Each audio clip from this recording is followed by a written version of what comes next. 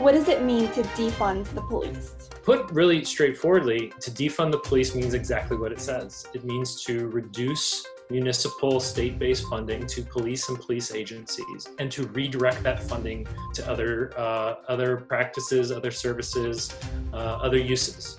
Professor Dilts, a contributor to the journal Abolition, a journal of insurgent politics, views newly invigorated efforts to defund the police as part of a much larger tradition of calling for abolition. Defunding the police has long been a part of a strategic abolitionist campaign.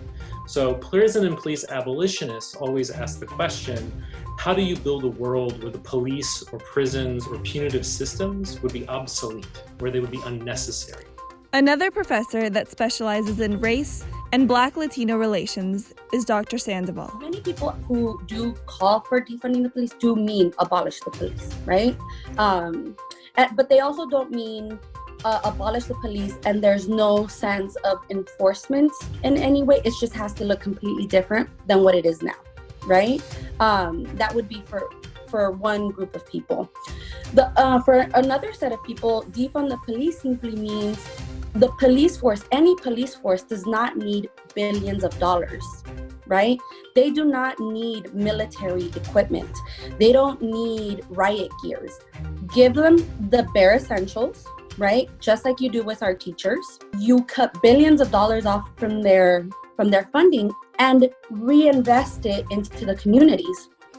These calls have come to the forefront of politics this summer, in large part due to the much larger national movement for racial justice. We know that the United States has one of the largest incarcerated populations in the world, and a majority of those people that are incarcerated are African American through the criminal justice system, and Latinos or immigrants through the immigration detention centers. The reasons why George Floyd was exposed to police violence in the way he was is because of systematic forms of longstanding racism, classism, and gendered assumptions about Black bodies in the United States and about Black humans.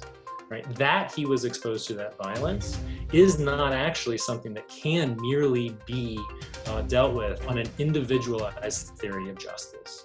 Right? I mean, insofar as the officer who left his knee on George Floyd's neck for more than eight minutes, 8 minutes and 47 seconds, I believe it was able to do so surrounded by other police officers, surrounded by crowds of people who were begging them to stop, who felt unable to actually intervene for the threat of danger to their own lives at the hands of the state, doesn't speak to the fact that Chauvin is singularly responsible for this, but that collectively a system produced the situation in which this murder could happen and looked like it was going to happen with impunity.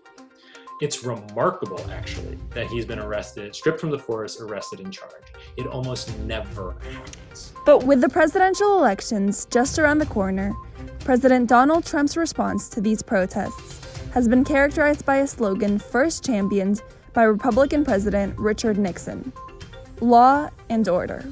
I don't know if the current president has read his Nixon or not. I know his advisors have, and I know that when he says law and order, he doesn't mean the strict rule of law, because we've seen a deeply unlawful presidency at all sorts of levels of corruption as well as levels of action. And he doesn't actually mean order is in terms of the following of the rule of law. He means authority. And we know he did because he's always meant this. This is the same person who insisted in the extrajudicial killing of accused people in the Central Park 5 case, right? Who insisted that the death penalty be used where it wasn't actually called for, right? This is not somebody who has a theory of social behavior and social order, but he doesn't have a theory of authority, right? Now here's, I think, but you put your finger on it. I'm not sure the Democrats are any better on this question. And I think Biden's position and Biden's deep history involvement in supporting not just police, but the massive expansion of the prison industrial complex as a senator, as a vice president, right, even to Barack Obama, right, speaks to the fact that the basic mainstream of American politics is a white supremacist mainstream, including a lot of really nice, good people who don't think of themselves as racist, but are deeply supported by what W.E.B. Du Bois called the material and psychological wages of whiteness. Veronica BP for election 2020, Los Angeles.